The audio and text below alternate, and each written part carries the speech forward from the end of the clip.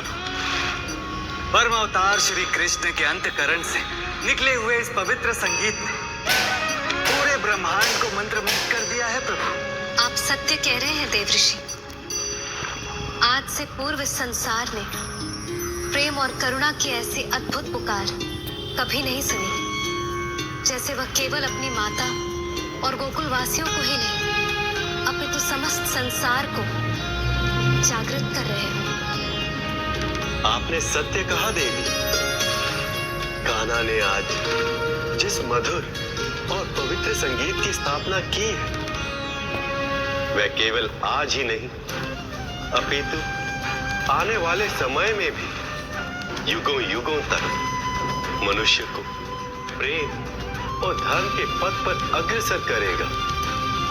और सृष्टि में जब भी ये मधुर संगीत गूंजेगा तो दुख, संताप और अधर्मियों का विनाश स्वयं ही हो जाएगा।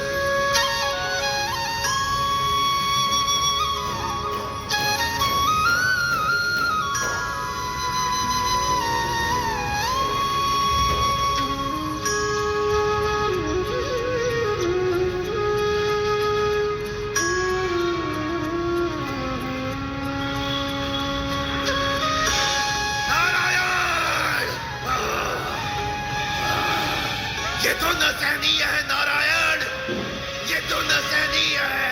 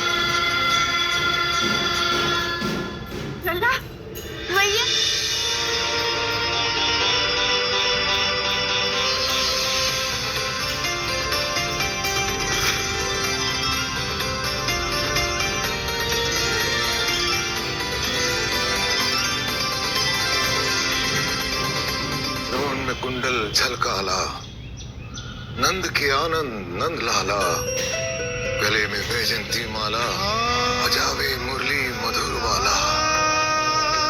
कमर सी हलक, कस्तूरी तिलक, चंद्र सी झलक, ऐसी लीला तो केवल नारायण कर सकते हैं। नारायण नारायण प्रभु, अंततः परम अवतार श्री कृष्ण की प्रेम और करुणा से भरी पुकार के सम्मुख ब्रह्म राक्षस श्रीधर की कर्कश असुरी शक्तियां पराजित हो गई प्रभु। किंतु प्रभु मैं समझ नहीं पा रहा हूं कि गोकुलवासी नंदलाल के इस महिमा को कैसे समझेंगे प्रभु। लल्ला, ये सब कैसे हुआ? तूने हम सबकी रक्षा कैसे की? हमें कुछ समझ नहीं आया। वही तो मैया, मुझे भी कुछ समझ नहीं आ रहा। कैसे पता कि मधुर संगीत से सबके प्राणों की रक्षा हो सकती है? गुरुदेव से।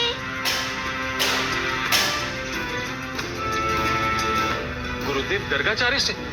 बाबा, उन्होंने ही मुझसे कहा मधुर संगीत बनाने को।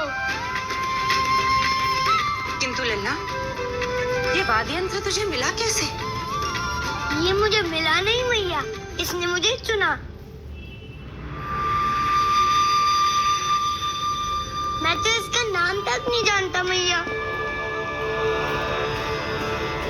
नाम तो सांसारिक तत्व है।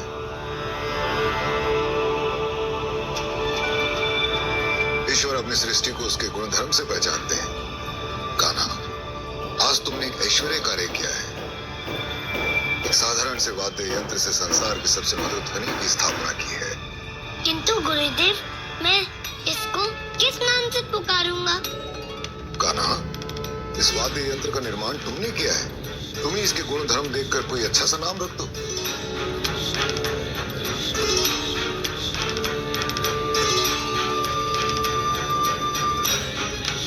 ये तो बांस का बना है। ये तो अत्यंत सुरीला है। बांस, बांसुरी, बांसुरी, बांसुरी।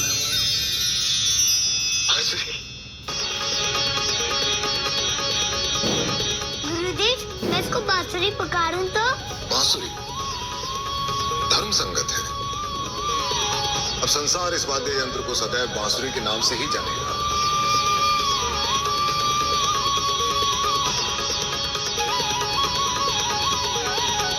कान्हा, आज तुमने अपनी बांसुरी की मीठी ध्वनि से समस्त गोकुल वासियों को एक बड़े संकट से बचाया है। परंतु गुरुदेव, ऐसा संकट गोकुल पर अचानक कैसे आ गया? और कौन था इसके पीछे?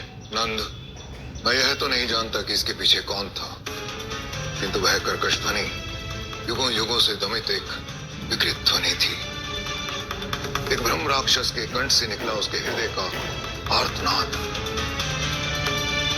ब्रह्म राक्षस?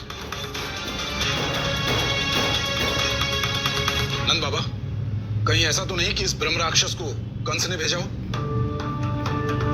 दामू काका वैसे सबको डरा रहे। जब सब अचेत हो गए थे, तब मैंने अपनी आंखों से देखा, ना ही यहाँ पर कंस मामा थे और ना ही कोई असुर।